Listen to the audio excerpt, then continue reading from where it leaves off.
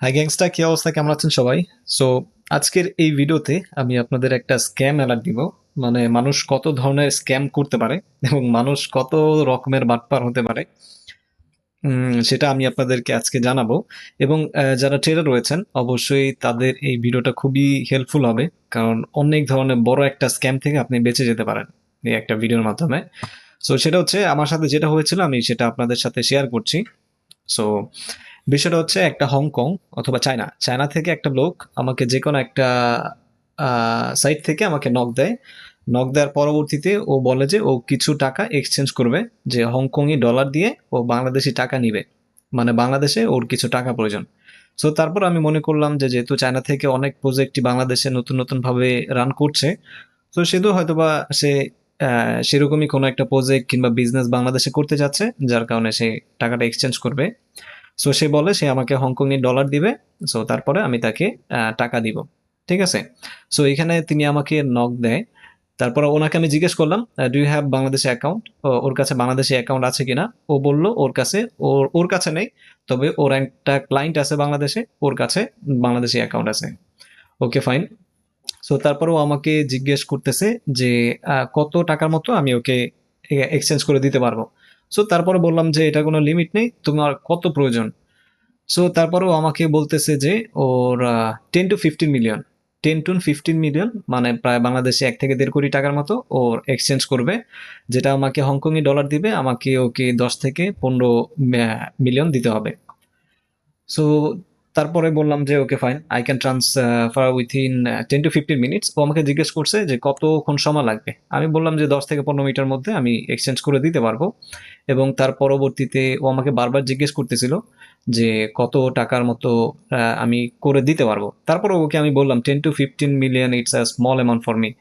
10 থেকে 15 মিলিয়ন এটা খুবই ছোট একটা অ্যামাউন্ট আমার জন্য। সো আমি করতে পারবো, প্রবলেম নেই। সো তারপরে ওকে বললাম, ও বলল 10 মিলিয়ন করবে, মানে 1 কোটি টাকার মতো ও এক্সচেঞ্জ করবে। সো হংকংই ডলারে কত হবে সেটা আমাকে জানাতে বললো। সো তারপরে আমি ওকে টোটালি একটা ক্যালকুলেট করে আমি ওকে বললাম যে এত টাকা আসবে। ইটস লাইক 63,000, সরি 6,35,355 অথবা $360 মতো। সো তার পরবর্তীতে ওকে আমি একটা লিমিট বললাম যে আমি 5 মিলিয়নের মতো ট্রানজ্যাকশন করতে পারবো একদিনে। 5 মিলিয়নের বেশি সম্ভব না। সো যদি 10 মিলিয়ন হয়, মানে 1 কোটি টাকার মতো হয়, তাহলে আমাকে 2 দিন সময় লাগবে। 2 দিন সময় লাগবে। আজকে আমি 5 মিলিয়ন দিব এবং আগামীকাল আমি 5 মিলিয়ন দিব। সো তারপর ওর সাথে কথাবার্তা হওয়ার পরে ও আমাকে বলল যে 5 মিলিয়নে কত দিতে হবে ওকে। সো 5 মিলিয়নে হচ্ছে 3,70,000, সরি 17,680 ডলারের মতো, মানে 3,17,880 ডলারের মতো। সো তার পরবর্তীতেও আমাকে জিজ্ঞেস করলো যে কমিশন কত দিতে হবে। সো তারপর আমি ওকে বললাম যে জাস্ট 1,000 কমিশন দিলেই হবে। 5 মিলিয়নের জন্য $1,000, মানে এইচকেডি, হংকংই ডলার, ইউএস ডলার না, হংকংই ডলার হচ্ছে 1,000 দিলেই হবে টোটাল। তারপরেও আমাকে বললো যে কত টাকা ওকে দিতে হবে। সো তারপরে ওকে বললাম, তারপরে ওকে আমি জিজ্ঞেস করলাম যে ওর বাংলাদেশি অ্যাকাউন্ট আছে কিনা। তারপরে ও আমাকে বাংলাদেশি একটা ডাচ বাংলা ব্যাংকের ও আমাকে একটা অ্যাকাউন্ট দেয়, এইটাকে ওকে দিতে হবে। ঠিক আছে? সো 1 মিলিয়ন, এটা 1 মিলিয়নের কম দিতে হবে এটায়, মানে অনেকগুলো অ্যাকাউন্ট দিবে ও আমাকে, তারপরে ওকে আমি আস্তে আস্তে করে দিয়ে দিব।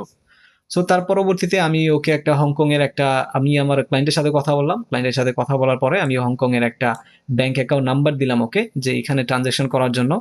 তারপরে ও বুঝতে পারছিল না যে কিভাবে ট্রানজ্যাকশন করবে। তারপর আমি ভেঙে ভেঙে দিলাম, এটা হচ্ছে অ্যাকাউন্ট নাম্বার, এটা হচ্ছে নাম, এটা হচ্ছে এএনটি ব্যাংক। সবকিছু দেওয়ার পরবর্তীতে ও, মানে ও আমাকে বারবার জিজ্ঞেস করতেছিল এটা চায়নাতে কোথায়, you must change Hong Kong. ও আমাকে হংকং অ্যাকাউন্টটা চেঞ্জ করতে বলতেছিল। কেন চেঞ্জ করতে বলতেছিল সেটা আমি আপনাদেরকে বলছি।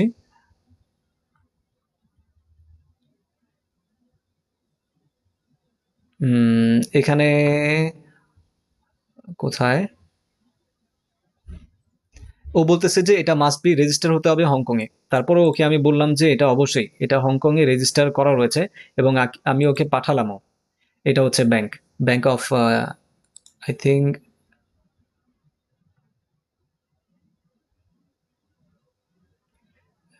এবং তারপর আমি ওকে বললাম এটা হচ্ছে 012 ব্যাংক অফ চায়না। সো ব্যাংকের নাম হচ্ছে ব্যাংক অফ চায়না। সো এখানে ট্রানজ্যাকশন করে দিলে আমি টাকাটা পেয়ে যাব। তার পরবর্তীতে ও আমাকে বলল ওর কিছুক্ষণ সময় লাগবে টাকাটা ট্রানজ্যাকশন করতে। তারপর ও সময় নিল এবং ও আমাকে আরেকটা ব্যাংক অ্যাকাউন্ট দিল। এখানে হচ্ছে আরেকটা ব্যাংক অ্যাকাউন্ট। সো এটা হচ্ছে ও ট্রানজ্যাকশন করেছে। এখন হচ্ছে মেন পার্টে আসি। ও আমাকে বলল ও ট্রানজ্যাকশন করে দিয়েছে, মানে টাকা সেন্ড করেছে। হংকংই ডলার ও আমাকে সেন্ড করে হচ্ছে 3,18,680, মানে আমার কমিশন সহ ও সেন্ড করেছে। সো এটা হচ্ছে এটাই এখানে হচ্ছে মেন পয়েন্ট। ও যে আমাকে সেন্ড করেছে, সো সবাই মনে করবে কিংবা যারা একটু সচেতন না, ওরা ব্যাংক অ্যাকাউন্ট না চেক দিয়েই কিংবা ওরা মনে করতে পারে যে ব্যাংকে টাকা রিসিভ হতে সময় লাগবে, আমি টাকাটা পাঠিয়ে দিই। কিন্তু আমি ওয়েট করছিলাম যে কখন ব্যাংকে টাকাটা ডিপোজিট হবে। তার পরবর্তীতে আমি যেটা দেখতে পাই, এটা হচ্ছে ও সেন্ড করেছে ঠিকই, তবে এটা হচ্ছে চেক ছিল। এটা কারেন্ট ক্যাশ ছিল না, এটা ছিল চেক। সো চেক আপনার থেকে যদি টাকা নিয়ে নেয় ও, মনে করুন আপনাকে একটা চেক দিয়েছে, তারপরে আপনি ওর অ্যাকাউন্টে আপনি টাকা পাঠিয়ে দিলেন। তারপরে যদি ও চেকটা বাউন্স হয়ে যায়, ওর অ্যাকাউন্টে থেকে যদি ও টাকা উইথড্র করে নেয়, আপনি যদি টাকাটা না তুলতে পারেন, সো তাহলে আপনি একটা খুব বড় ধরনের একটা স্ক্যাম শিকার হবেন। সো এর জন্যই আপনারা যারা ট্রেডার রয়েছেন একটু সচেতন থাকবেন। কোনো ধরনের ট্রানজেকশন আপনি টাকা রিসিভ না করা পর্যন্ত আপনি কখনোই আপনার অ্যাকাউন্ট থেকে টাকা রিলিজ করবেন না। সো এই বিষয় নিয়ে খুবই সচেতন থাকবেন। আপনি অ্যাকাউন্টে টাকা না পাওয়া পর্যন্ত আপনার টাকা আপনি রিলিজ করবেন না। তারপরে ও আমাকে অনেক প্রেশার দিচ্ছিল তাড়াতাড়ি এটি সেন্ড করার জন্য। তারপরে ওর থেকে আমি ডকুমেন্ট চাইলাম যে ও কি করে। তারপরে ও আমাকে এটা হচ্ছে ওর লাইসেন্স। এটা হচ্ছে ওর বিজনেস লাইসেন্স আমাকে দিল, ওর কোম্পানির লাইসেন্স। সো ওর কোম্পানির লাইসেন্স দেখ কিংবা যেটাই করুক না কেন, এটা হচ্ছে সর্বপ্রথম আপনাকে এনশিওর করতে হবে আপনার অ্যাকাউন্টে টাকা ডিপোজিট হয়েছে কিনা। যদি আপনার অ্যাকাউন্টে টাকা ডিপোজিট না হয় তাহলে অবশ্যই আপনি রিলিজ করবেন না। সো এটাই হচ্ছে মেন থিং। সো এই ধরনের এখন হচ্ছে স্ক্যামাররা এখন ইন্টারন্যাশনাল ভাবে স্ক্যাম করছে। সো এটা সবচেয়ে বড় টার্গেট হচ্ছেন যারা ট্রেডার রয়েছেন, কারণ ট্রেডাররা খুবই বড় বড় অ্যামাউন্ট ট্রানজাকশন করে থাকে। সো এই দিকটাই হচ্ছে ওরা টার্গেট করে যে ট্রেডারদের কাছ থেকে বড় একটা অ্যামাউন্ট আমি হাতিয়ে নিতে পারবো। সো এই বিষয়টি নিয়ে সবাই সচেতন থাকবেন। সো আশা করছি ভিডিওটি ভালো লেগেছে। যদি ভিডিওটি ভালো লেগে থাকে অবশ্যই চ্যানেলটিকে সাবস্ক্রাইব করে রাখবেন এবং ট্রেডিং সংক্রান্ত যে কোনো ধরনের ভিডিওর জন্য আপনি আমার চ্যানেল ঘুরে আসতে পারেন। এবং আপনি যদি আমার চ্যানেল নতুন হয়ে থাকেন অবশ্যই চ্যানেলটিকে সাবস্ক্রাইব করে সাথে থাকবেন। ধন্যবাদ, ভালো থাকবেন।